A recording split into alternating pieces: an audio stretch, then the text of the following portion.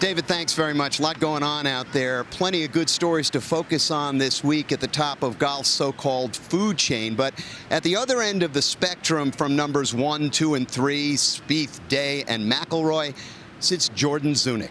Who, you might ask? Well, Zunic is at number 530, the lowest-ranked player in this field. He's from Australia, the son of a former professional basketball player from that country, and he's actually named after Michael Jordan. Interesting, but not anywhere near as fascinating as how Zunic got to this point in his life. This week all seems just a little strange for Jordan Zunic. Staying in a villa named for one of the game's greatest. Playing practice rounds with one of his country's greatest. Living a dream in which he's both comfortable and awed. It's been just absolutely unbelievable to sort of just walk onto the range and just be surrounded by all these legends of the game.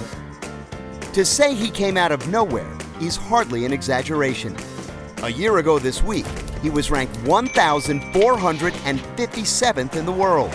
But then he won the New Zealand Open, which led to a second-place finish on the Australasian Order of Merit, which placed him here. It's a nice story, but it's far from the young man's entire tale. I feel like I'm a lot wiser than your average 24-year-old because I really appreciate life now and realize how fragile it can be. Zunic was in Arkansas to compete in the Western Amateur when the car in which he was riding was hit. We slid out of control, hit the light post, and then our car flipped up and landed on the side. My elbow got crushed, had the compression fractures, and I got the lacerations on my head from the impact of the pole.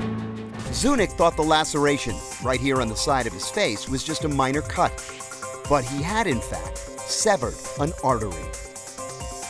I didn't realize that I had such a large injury on my head, and until I sort of looked to the side and I could see blood kind of just spurting out of the side of my head, and it was filling my ear up and I could hear it filling the whole of my ear up.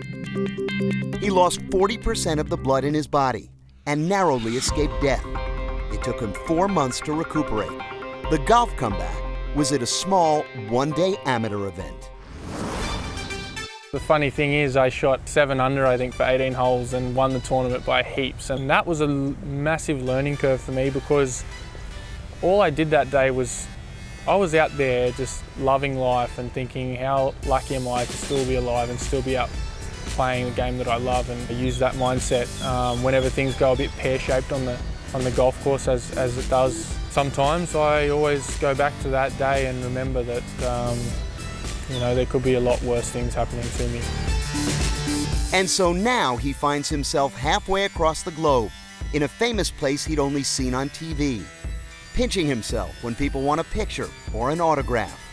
Life is good, he knows, no matter what your score.